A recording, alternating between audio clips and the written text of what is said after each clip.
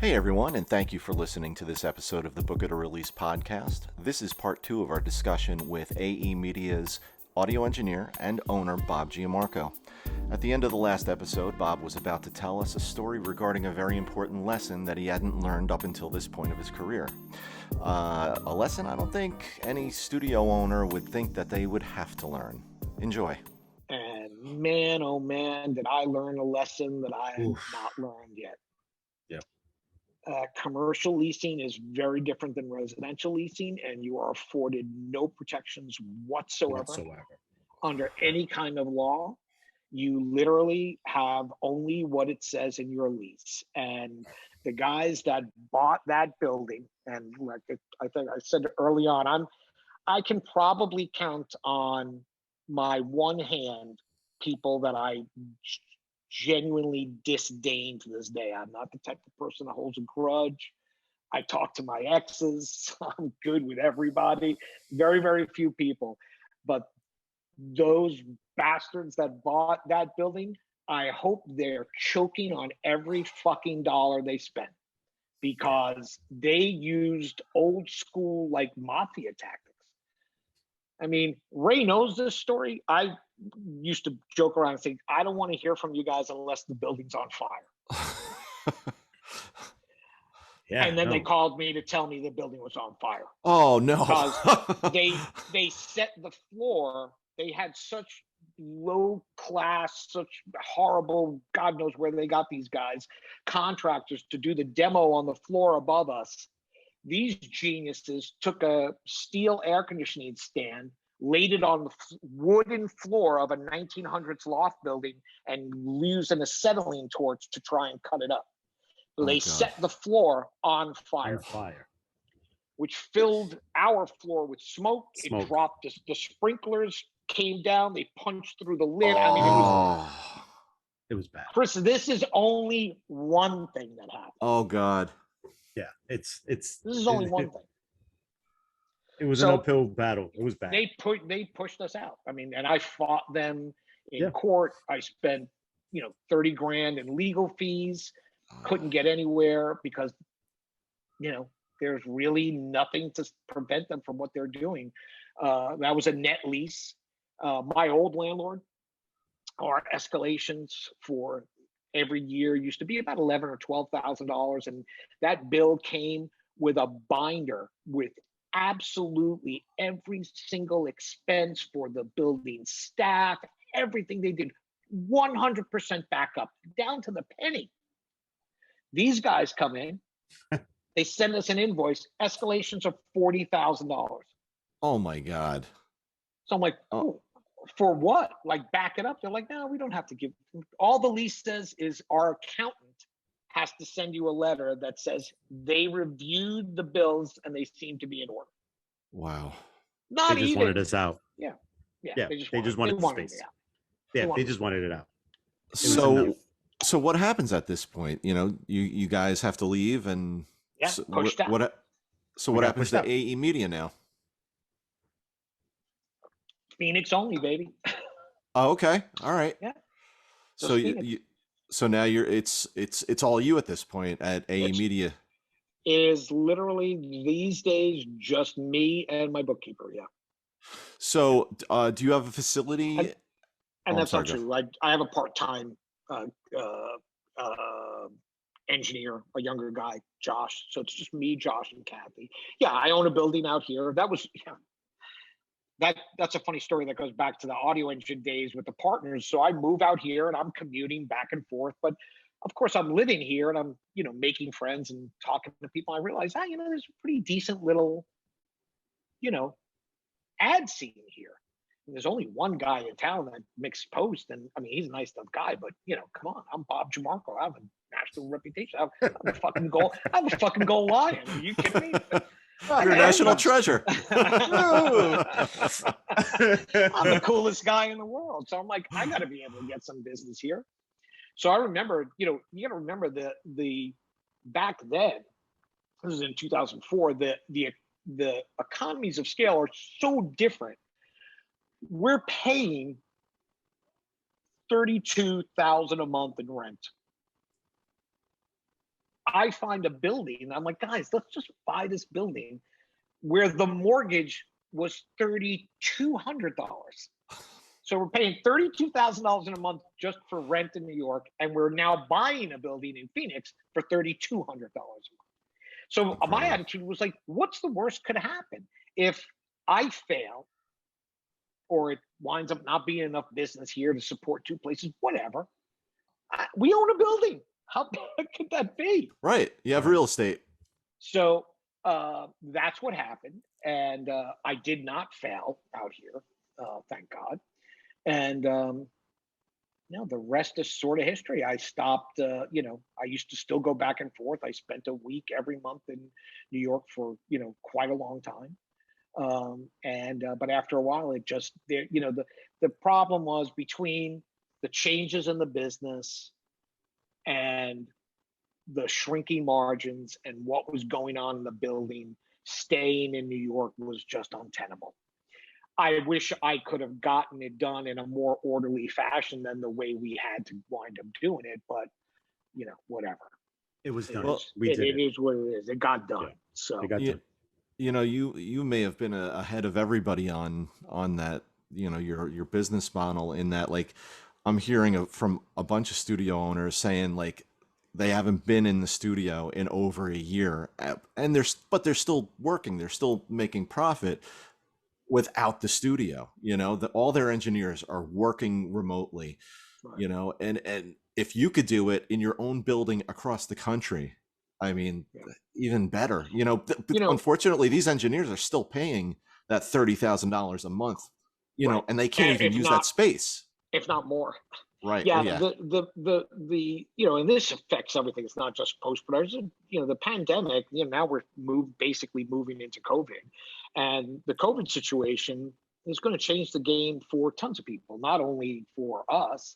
I mean, like, the studio facility of the future is a very, very different kind of place, especially in the major markets. I mean, in smaller markets like Arizona, where you could still get space for a reasonable amount of money, not that big of a deal. But at a place like in New York City, maybe the studio of the future there has 4 booths and just 1 suite for the one job that has to be done in person, and the booths are just there for talent and recording, and maybe you have a mixer and 1 good assistant or whatever to basically set up all of those booths to be source connect or remoted, however you're doing it, into the mixers that are mixing at their homes.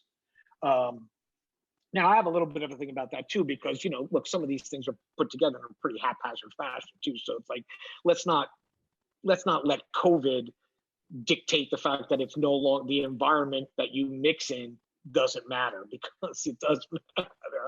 And the setup you got down in your closet next to your washing machine might just be it's fine if you're cutting in sound effects or editing and things that are not too critical listening. But if you're really mixing, it's a tricky situation, because your environment does dictate the quality of it contributes to the quality of your mix. Oh, of course. So, it's always going to be the case, but it's also the other side of it, where now people are, they half-ass it, they because of the budgets, right? Audio was always the ones to get cut at certain point, depending what it was. Everything takes a hit, but there's no reason to, hey, we're doing the podcast at 7. There's no reason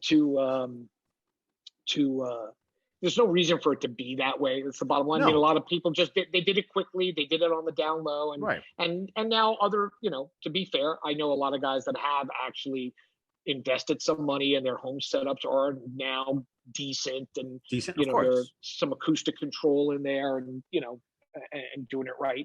But the workflow for the future is very, very different. And in the big markets, where these big sprawling facilities, there's no way you can sustain that anymore. And that's not just going to be for post-production, that's for everybody. That's for everybody. You got a law firm that had 4 floors in a Class A building paying $100 a foot. Nobody's doing and that. Then one day you go, well, half of our staff's working from home. We don't need 4 floors. We need 1 floor. with some conference rooms, because yes, of course, business still needs to be conducted face to face sometimes. So we have to have a place to do that, but it doesn't have to be this big. I have a friend that works for Comcast in the legal department of Comcast. They already a long time ago, like in the middle of 2020, they made the decision. You guys are all working from home. That's it. We're giving you some money if you need like a better computer or more monitors, just like that. The building that you worked in that we own is never going to be open again. It's being sold. You're never coming back to work. Yep. This is a gigantic group of people. This is not 2 people. This is like 300 people. Yeah. And that's going to happen everywhere. It is. It's already happening. It's already happening.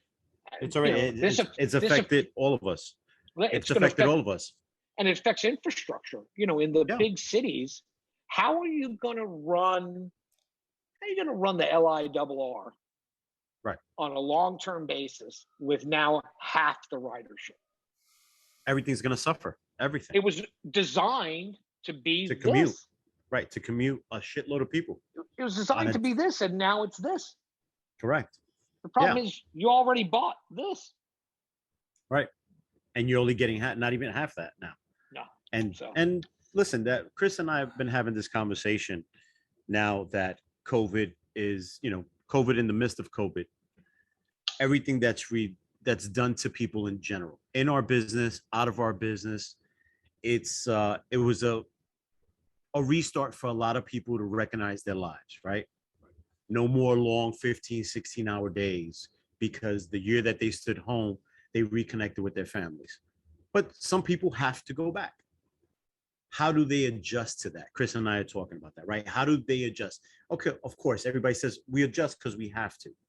But right now, you reintroduce yourself to your family, to your pets, to your girlfriends, to whatever, right? Do you see people going back to the way it used to be? Yeah, I see some people going back. I mean, I'm one of them. I still prefer people come to the studio. It's the workflow from remote it's got its pluses. Let's face it. If I don't have somebody sitting with me and I decide, hey, you know what, I want to get up for 2 minutes, I want to go do this. I'm not running the clock on somebody. It's like I'm just doing a gig. This is how much it's going to pay, whatever.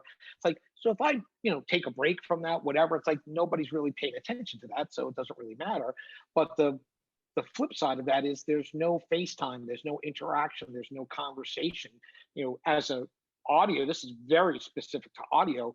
One of the problems of working audio remotely is when I'm in the room and the clients are behind me, around me, whatever they're doing, they're talking, I can work and tune into that conversation at the same time and stay with it, stay out of it as I need to.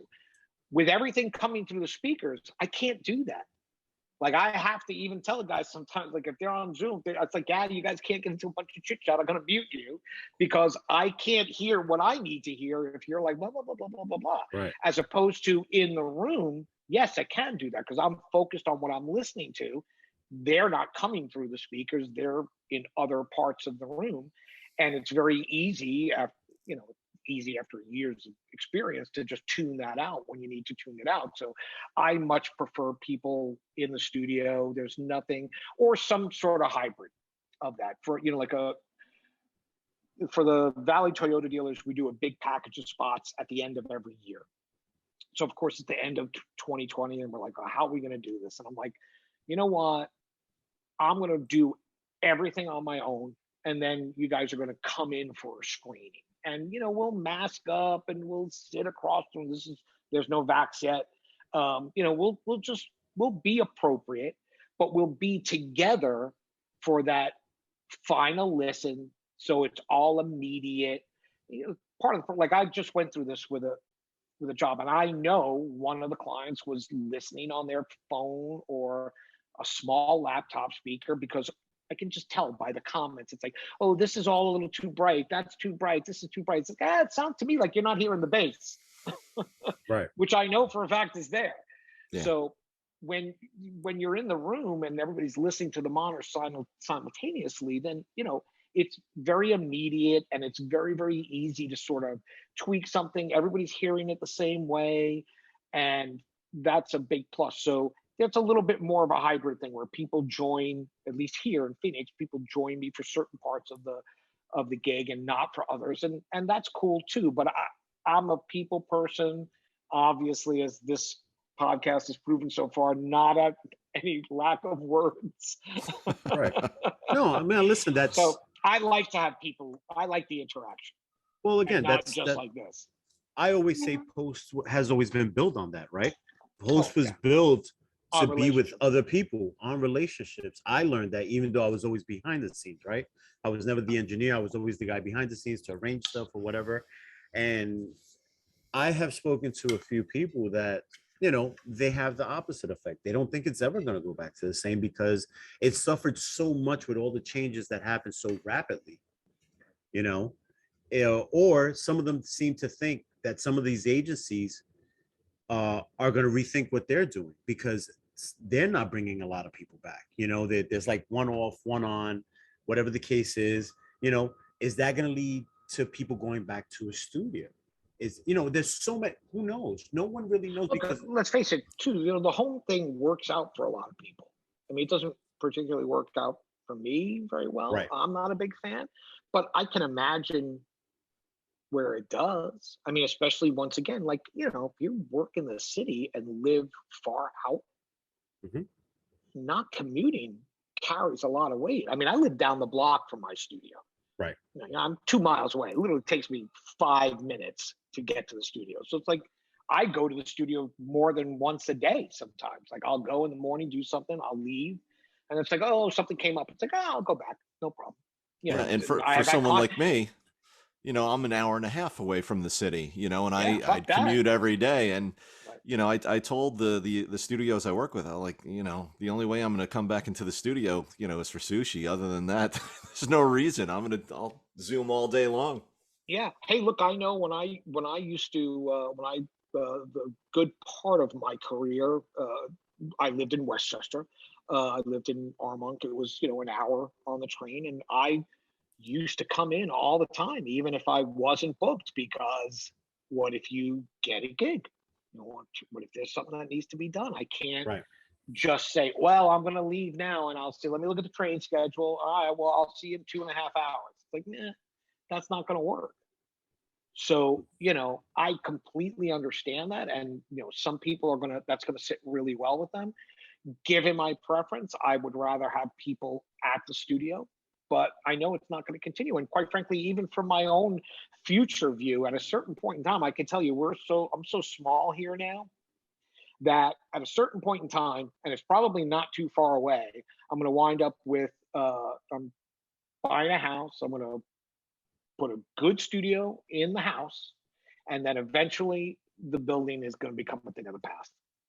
That's going to become that's going to become its own revenue stream, just as a landlord, because it doesn't pay. Right now, it's a luxury for what it costs me to run the building.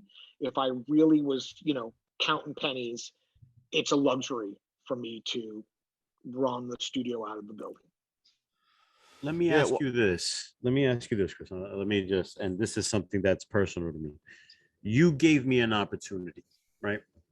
When we knew that we were already at an uphill battle, right? We knew that.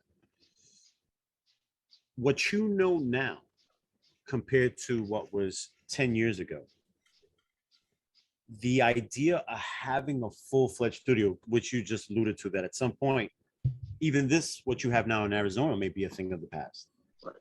Right? How do we get to that new place? Because obviously everything evolves. Everything evolves, right? We evolve, but we get older. That new generation is coming in. That new blood is coming in. What do we tell those people now?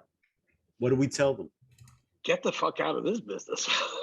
I heard that 20 years ago, 25 years ago when I got embraced. Yeah, I heard it too, and I didn't pay attention to it. I didn't pay attention either. Now, mind you, I am not the engineer that you are, right? I knew my job. My job that I picked up was the knack of the operations, the behind the scenes, the person with the ear that you needed to have, whether you like to hear it or not. You needed that person to be straight up honest with you.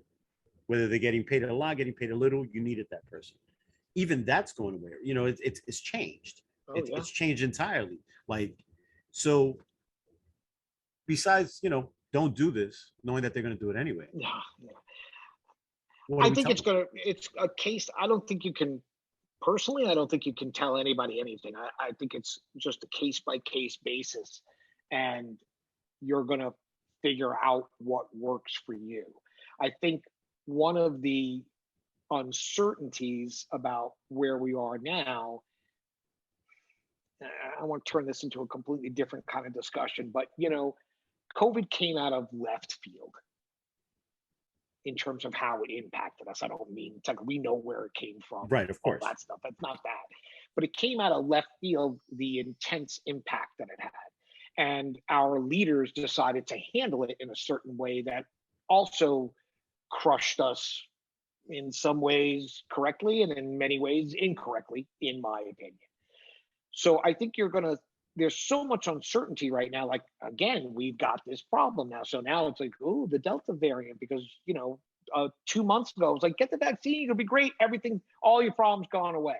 Now, guess what? We went from all our problems going to go away to now really the only real benefit is you don't get as sick if you do get COVID. But you still can get COVID. You can still give it to other people. Now you still got to wear a mask. Like, all of this uncertainty makes things difficult for businesses. It's very hard to figure out what the next step is when you don't really know what's going to happen. Like, I know for a fact there were a number of facilities that were already starting to look down the road and saying, hey, we're going back to regular business. People are, you work here, you're expected to come in, so on and so forth. This was starting to happen. And now it's reversing again, because it's like, well, who knows? And, it's so funny. I just had a conversation with my banker, and, bankers always ask the same thing. It's like, how's business? It's like, today it's okay, but you want visibility? I can't give you visibility right now, because I have no idea what we're going to go to. If we go back into some kind of crazy ass lockdown situation, like 3/4 of my clients are entertainment. They're restaurants, casinos, all of that stuff. That came to a screeching halt. The rest of my business is universities and car dealers. Car dealers stopped advertising because they didn't have cars to sell, not because COVID was stopping them. They figured out how to sell them through COVID, basically remotely, the same way. We'll just bring it to you. But the problem is nobody had any. Why are we going to do a big promotion? And this is not a local used car lot. This is Toyota. Toyota went from, in the middle of COVID, from, we typically do 5-6 spots every month. There were some months they didn't advertise at all. And then one spot, one TV, one radio. For a while, we stopped doing, we always did multilingual. We always did English and Spanish, especially here in our market where we have a huge Hispanic population. Like, always didn't do Hispanic for a while. It's just like, if we go back to that kind of situation, I can't tell you anything about my business. My business could be doomed, not because of anything I did, but it's it's completely out of my control. And like I said, I won't turn this into like a big political rant. But when you see the things side by side that are so patently unfair, it's like, so let's look at New York now. So wait a second, I need to prove that I'm vaccinated to go eat in a restaurant, but I could go to a fucking Walmart with 7,000 people running around. And it's like, and that's not an issue? I'm sorry. Look, I'm not the smartest guy in the world, and I'm not an immunologist, but I mean, this is not hard to figure out. It's like, how could I possibly be in danger in a enclosed space with 150 people or 100 people, and not be in danger in an enclosed space with 500 people? It just it doesn't make any sense. It's going to make everything harder. It was hard as it was, as hard as it is. This makes it harder, not knowing, like not predict. The first quarter of 2020 was the best quarter AE Media ever had in the history of the company. Well deserved. By you stuck it out. By a lot, not by a couple of dollars, by a lot. And for the first time in a number of years, and you were there for some of the tough years, right? Yeah. For the first time, I'm like, you know what? I stuck it out. I toughed it out. I went through all the tough spots of financing. I battled. I did everything I had to do, and it's finally paying off now. Here we go. Things are starting to look right. And then, bam. Right. And you've been through a lot of battles, especially being downtown where you were, 9/11, oh God, all the stuff that happened. I mean, we've all been through it, and I guess that's the idea. But you're still plugging away, and I think that has a lot to say about you. Because listen, there's guys out there that refuse to look at the writing on the walls, right? They thought that their ego was bigger, that they could overcome anything, and most of these guys aren't around anymore. Well, that happened even with technology. Look, back at East Side, back in the day, all the old dudes used to laugh. They were like, "Oh, while you're loading your elements into your workstation, we're already halfway done." I'm like, "Yeah, that's today." Yeah, right, exactly. I mean, there were editors that looked at the first Avid and were just like, "Oh, this is stupid. My clients don't want to look at all that pixelated pictures." It's like, that's today.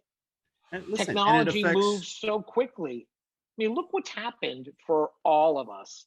Correct. No matter what part you touch this, in the past 12 years, we've gone from big machines, big facility, all kinds of stuff to, if I'm in a pinch, I could get off this Zoom call and fix something on my laptop if I really had to.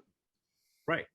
No, listen, we all suffered. I mean, like I said, Chris being at BBDO for as long as he was during the pandemic, he was the last person to get let go of a group of people after being there for so many years. Oh, yeah. It happens. And it sucks, but it happens. I mean, right. Were you there in the 90s, Chris?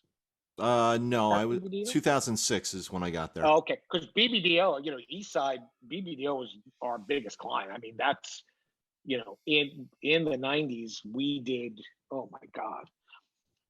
Look, even that, like the attitude of how doing things was very different. Money was spent in a very, very different way. Pepsi was obviously a huge thing for BBDO, and the bottlers convention when the campaigns were first rolled out was a huge thing. So during those times, Tom J and I would be booked for days and sometimes weeks at a time just to be there, just to be ready when something came along, just to be on standby. Right. And oftentimes you'd be like, "All right, we're sending you over some stuff. This is a rough cut. Start work on it." You get the call like, everything's changing. Stop that.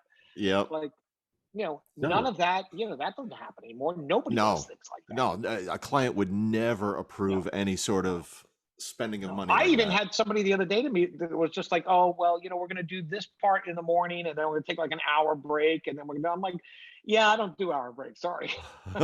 Like, I mean, if you have you got to do 2 hours at 9 and then 2 hours at 4, no problem. But if you're saying you want the 12 to 1, you don't want to pay for it, that's too bad. I'm here. If you want me here, I'm charging you for that time. Yeah. I mean, listen, that's it. The landscape has changed for all of us in every aspect. But I think also it has either reintroduced us to what life is, right? Our kids, our family, our friends. Yeah. Look, I check in. I check in with you. I try to check in with you once a month, and not just because I have to.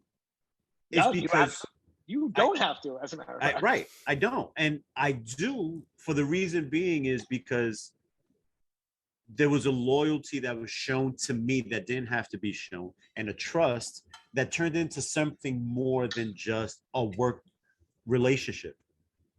Well, look, honestly, that was, I'll choose my words carefully. That was the situation between me and one of your former employers. Correct. It was, even though on the surface, like you kind of knew, it's like, this looks a little weird, relationship. And you're literally going back to literally one of my first clients ever. Right. So I always honored that, and it was just like, yeah, no, we're going to do it anyway. It's all good. We're going to stick with it. And we've always had those tough conversations. Hey, we can't do this anymore. where I've gotten stiffed by other people, didn't get stiffed in the end of the house. Took for fucking ever. Of course. Right. Of course. Absolutely. But didn't get stiffed.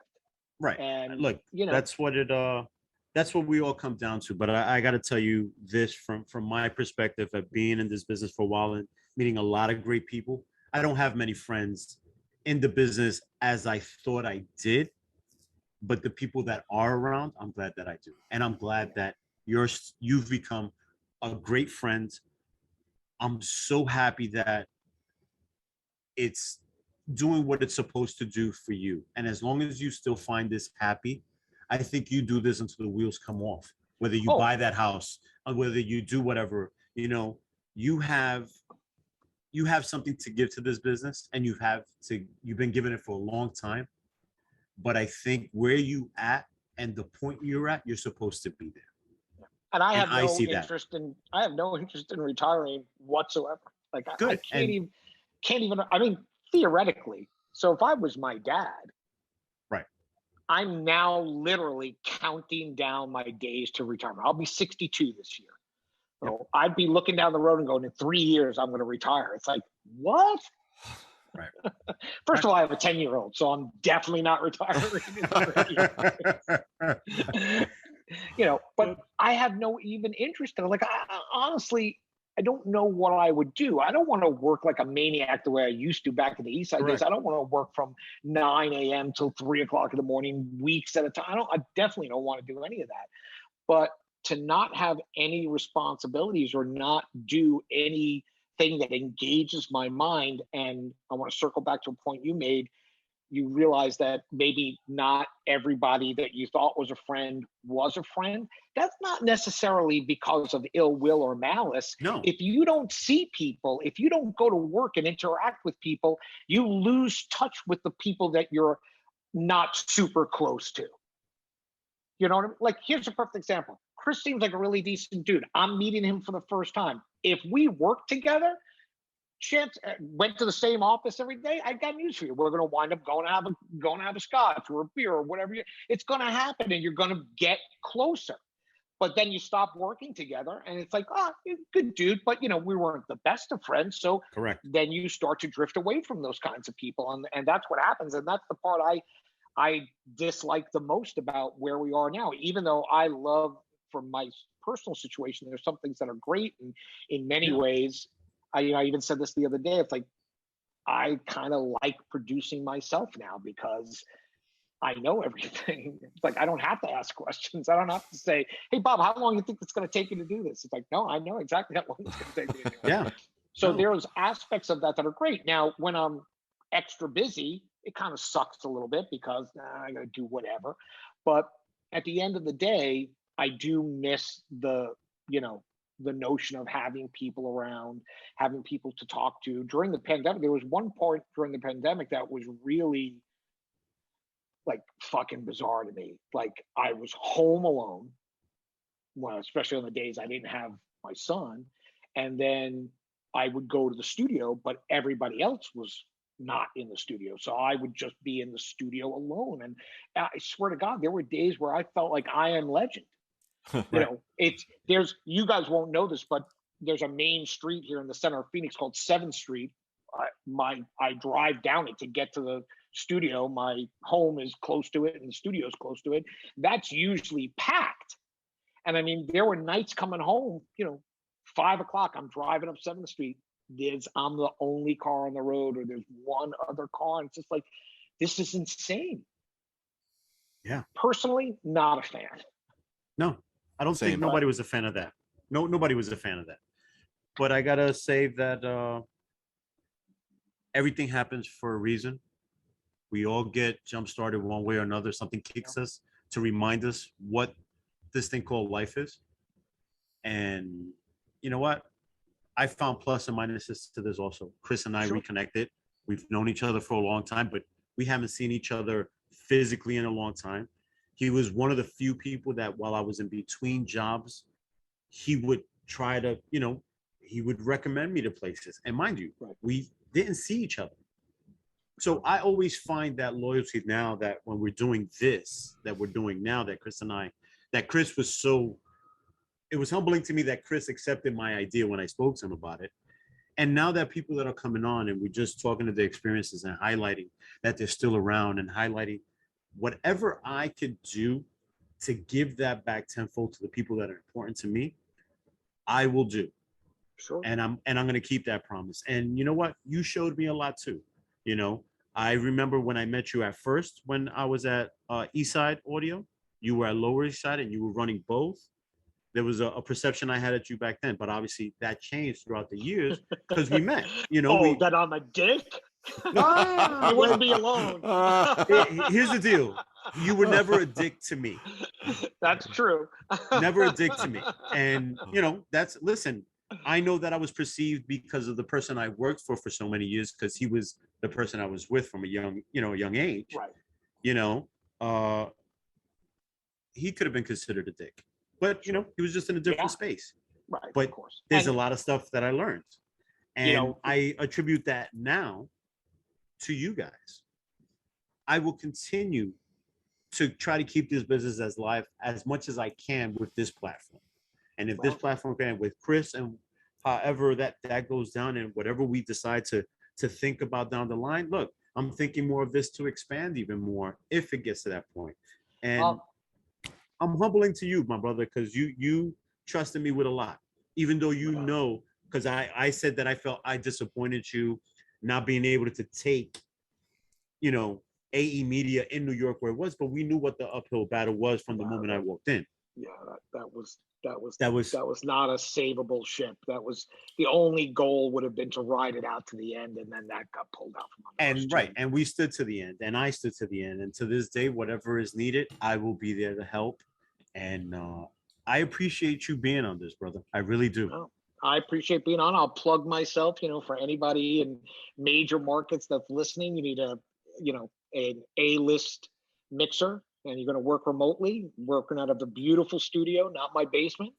And my rates are significantly better than New York, LA, San Francisco, Atlanta, and Chicago. Well, I'll tell you this much. And without me even giving you a break. No, hey, listen, I'll tell you this much. If knowing all the stuff that you've evolved to at AE Media in Arizona, Chris right here is a pretty damn good radio producer as well. He's done it for a shitload of years. He's very experienced in it. And even with his experience, he's gone through his rough road. Sure. And, we've done that in the past in the podcast prior. But you know what? Everything happens for a reason. I think that comes back tenfold. And and we're here. Personality and relationships is what always makes this business work. And that's agreed. I was joking before when when I was like, oh, maybe you heard I was a dick, but not really a dick. The bigger difference, honestly, at that point in time in the scene, because I didn't come up through post, I came up through music. I was much more opinionated than a lot of other people. And, we even used to laugh about it at Eastside sometimes. It's like, if you don't want to hear my opinion, I'm not the guy to be working with. Work with Tom. He's awesome, and he's really not going to give you a bunch of shit, but I'm going to argue for something that I think is good. I mean, I'm not really a dick. I'm not going to fall on my sword over every little thing, but if I feel you're doing something that's going to compromise the creative or just not really working very well, I'm at least going to say that. Right. Not everybody likes that. I think on that note, this is a great place to end. I agree. My AirPods just died. So they're telling me they're about to die. So. Bob, we cannot tell you how much this means to us for you being on our podcast. We really appreciate it. You've given us a lot to talk about, a lot to think about as well. And, like I said before we started recording, I never had the opportunity to work with you. I wish I had. But who knows? I know exactly. In the future, who knows? It's still a possibility, but you still can. It'll look a lot like this. Yeah, exactly. Right. But so again, thank you very much. Ray, any last words from you, my friend? My man, again, I love you. Thank you for letting me in your life. For still continuing to be there with friends. I check in on you once a month, and I will continue to do that as long as I can. So I appreciate it. Awesome. All good. Chris, great to meet you guys. Really, thank you so much. I really appreciate it. It was a fun time. I'd do this anytime. Awesome. Thanks again. Take care, guys. Well, there you have it. The man, the myth, the legend, Bob Giammarco. Huge thank you to Bob for doing the podcast. Huge thank you to everybody for listening. And we'll catch you next time on the Book It or Release podcast.